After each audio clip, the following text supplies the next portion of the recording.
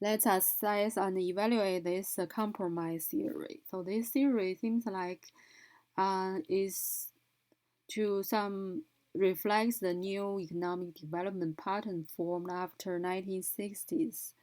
It overcomes the shortcomings and international trade theory, which assume the international capital immobility. That means the capital cannot flow between countries internationally. That is the assumption of the international trade.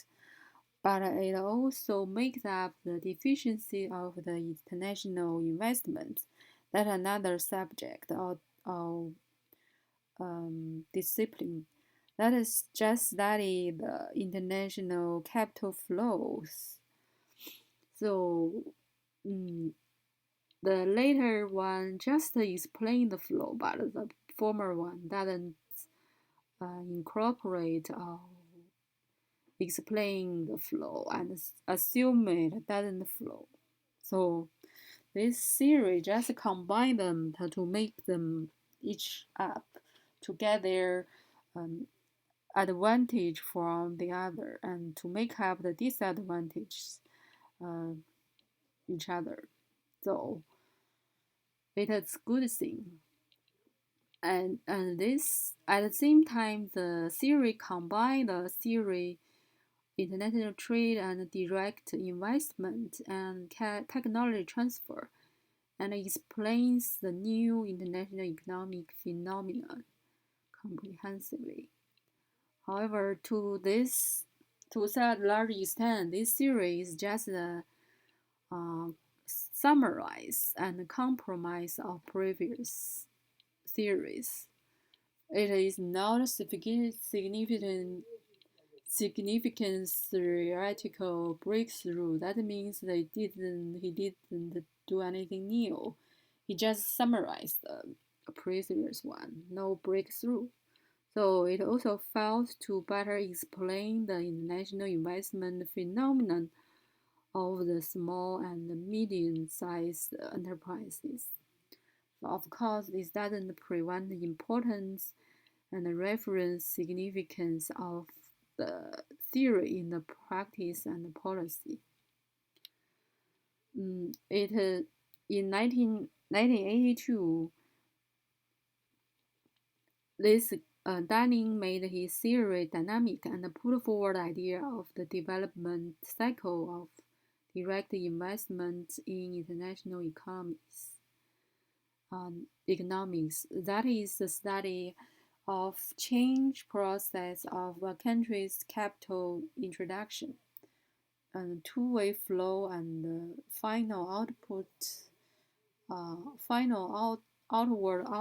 outputs, which make this series close to practice. So next one is the international mobility of the labor force and its economic effects. The international mobility of the labor force is similar to the capital flows. We study the cross form and economic welfare effects of this international labor flow. The cause of this flow is to the movement of labor is appears as the popular immigration and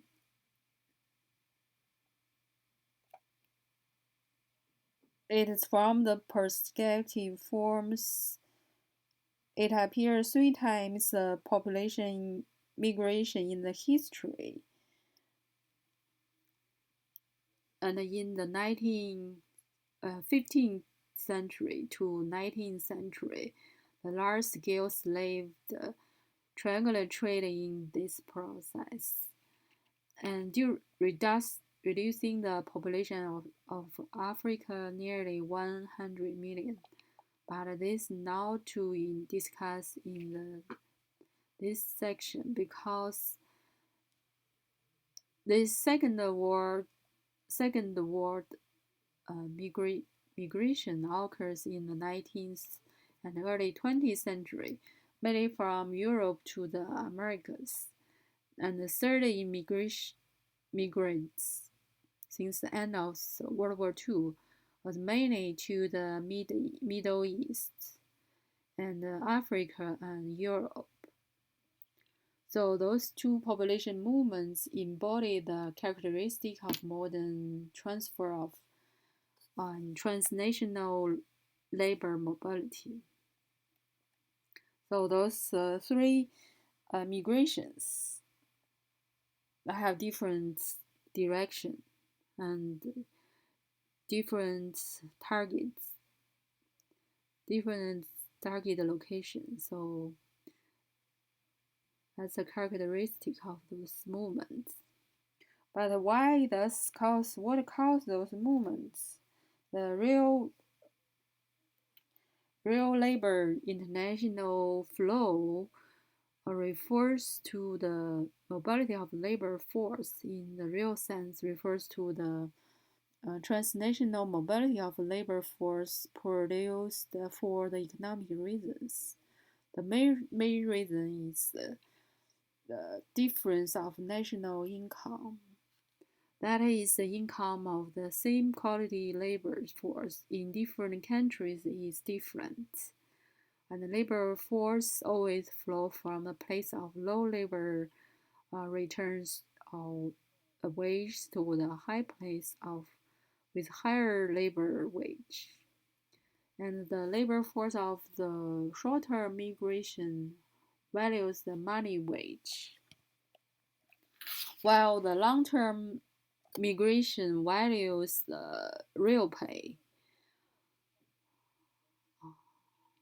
What's the difference between the real pay and the wage? The real pay means that is to totally evaluate the all perspectives regard including the wage, but the former short-term migration only focus on the wage, not all the living standards or something else.